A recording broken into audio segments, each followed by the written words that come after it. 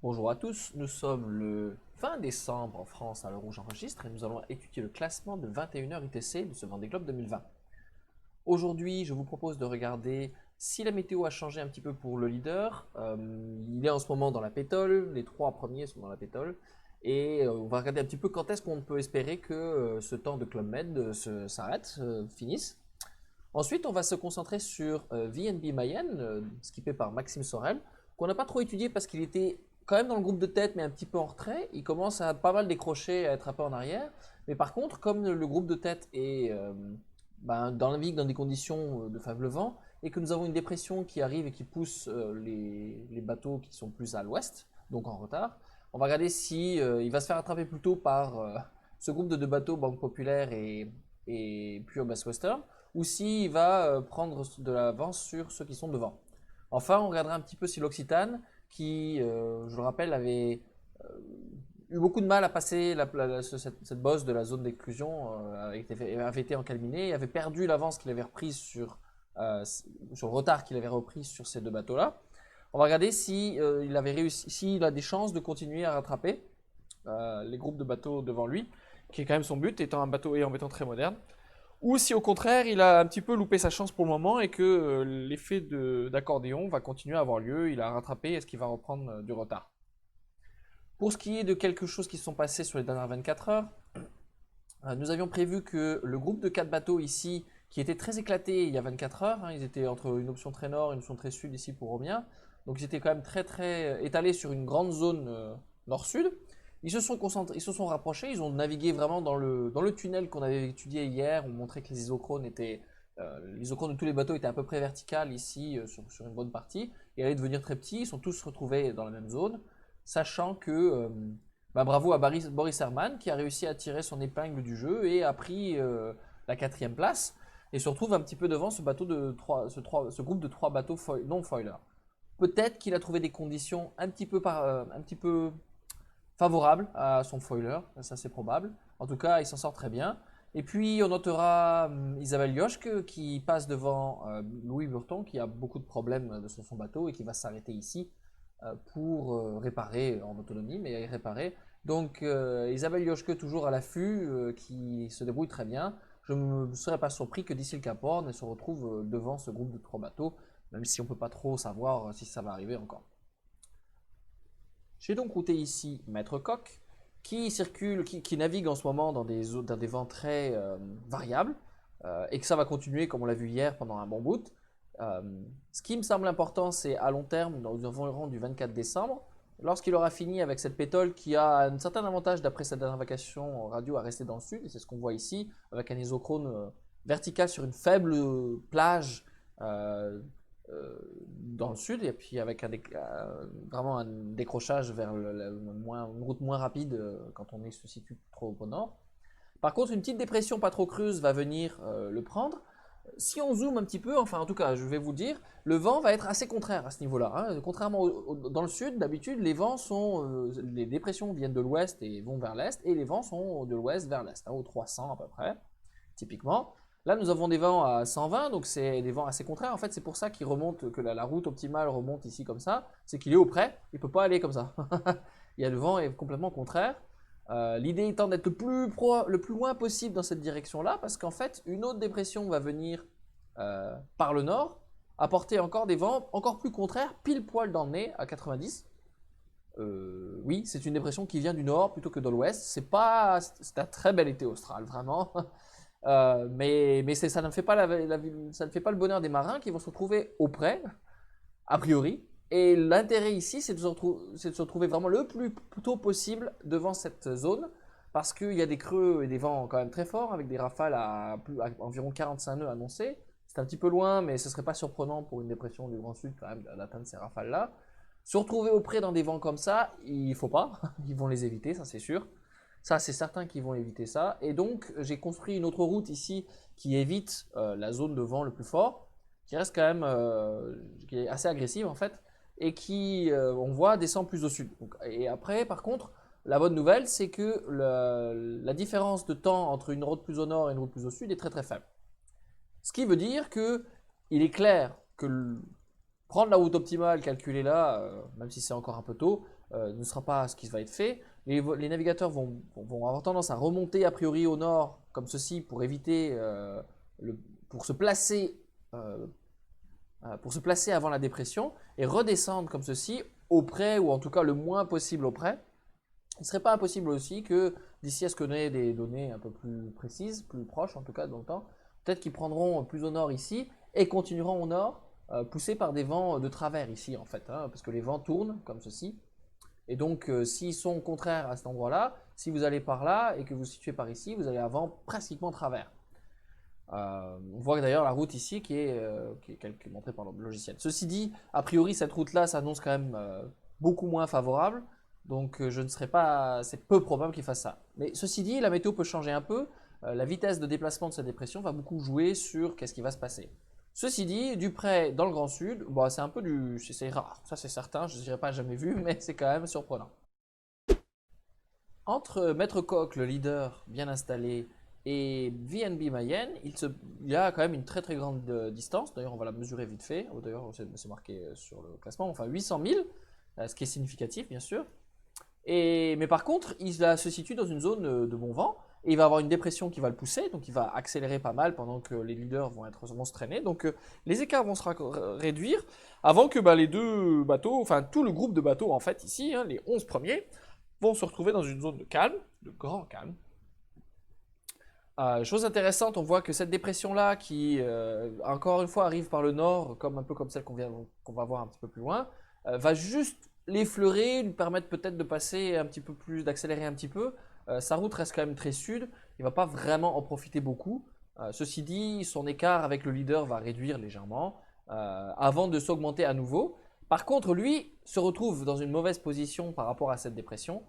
Pour le moment, il annonçait à se retrouver les vents dans le nez au 90, donc c'est pile sur sa route hein, quand même. C'est pour ça qu'ici on le voit en fait partir au pré serré dans des vents quand même assez forts et il n'a pas vraiment de chance de se retrouver devant.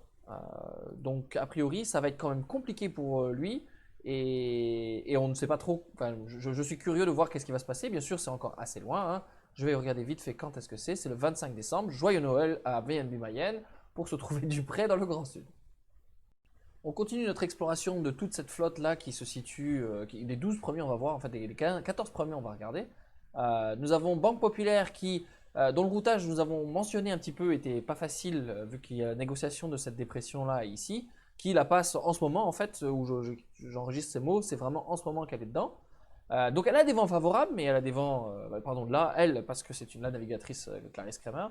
Euh, et on voit qu'en fait, si la route optimale passe vraiment poussée par des vents les plus forts, l'isochrone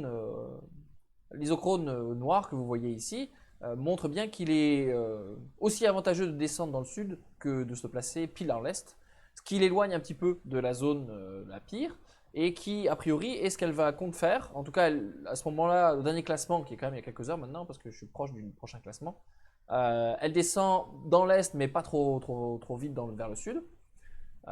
Donc je m'attendrais à ce qu'elle ait une route beaucoup plus nord que ce qui est annoncé ici.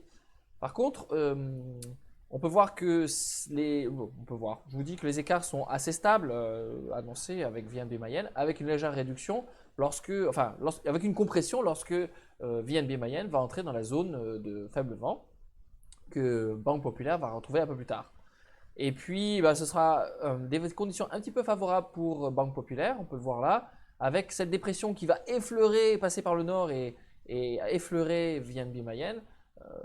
Clarisse Kramer, elle va le prendre beaucoup et même a intérêt à cravacher pas mal parce que les vents les plus forts sont juste derrière elle. Et là, nous parlons d'une grosse dépression très creuse. Hein. On parle de rafales à plus de 50 nœuds annoncés, ce qui veut dire qu'il est tout à fait possible pour la mesure réelle de se trouver facilement proche de 60 nœuds. Là, vraiment, j'aurais tout à fait confiance en dire que passer dedans sera très très mauvais. Et alors en plus, c'est très mauvais parce que ce sont des vents qui sont, c'est une dépression qui vient du nord, qui descend, je ne sais pas comment on appelle ça d'ailleurs, dépression tropicale ou quelque chose comme ça. Nous avons des vents qui sont nord-nord-est légèrement, en fait, au 16 degrés, comme ceci. Donc plutôt bon plein. Donc il ne faut surtout pas se retrouver là-dedans.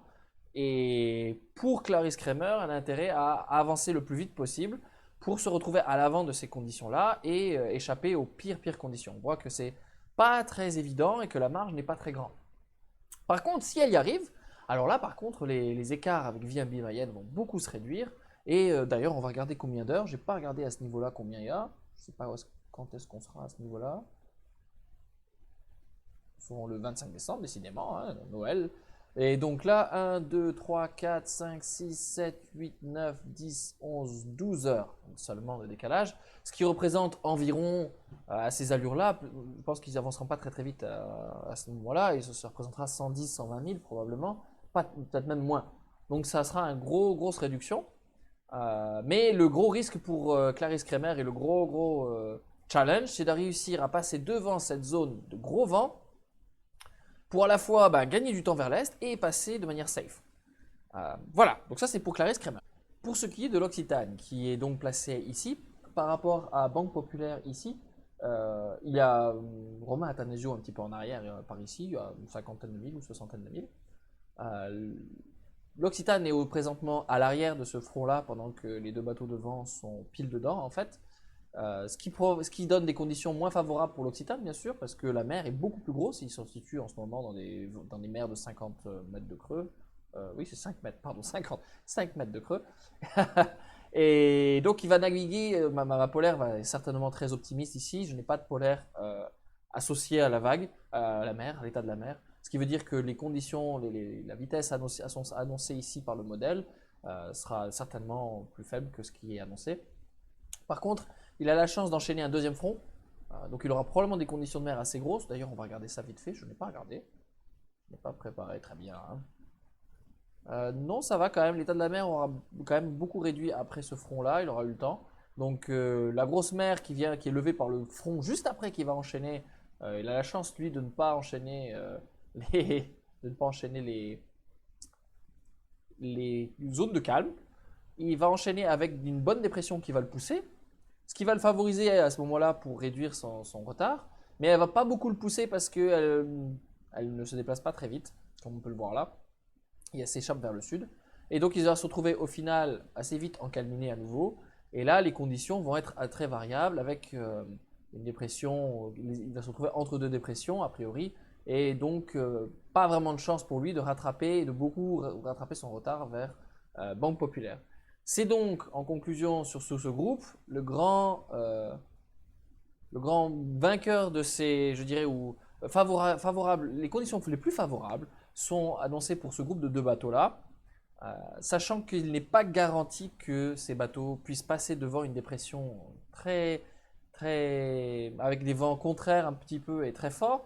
Donc, est-ce qu'ils vont parier qu'ils vont réussir à passer devant et foncer aussi vite que possible, ou est-ce qu'au contraire, ils vont mettre les breaks, freiner, ralentir et laisser passer cette dépression que je viens de montrer en avant? Ça, c'est une bonne question. Donc, je rappelle, je vais revenir ici en fait, parce que je n'ai pas trop parlé de ceci.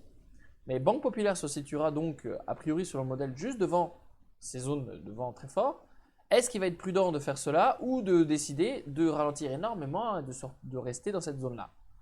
Ça reste une compétition et j'espère qu'ils vont essayer de foncer, mais j'espère aussi que quand même ils vont être prudents parce que les vents annoncés sont quand même très costauds.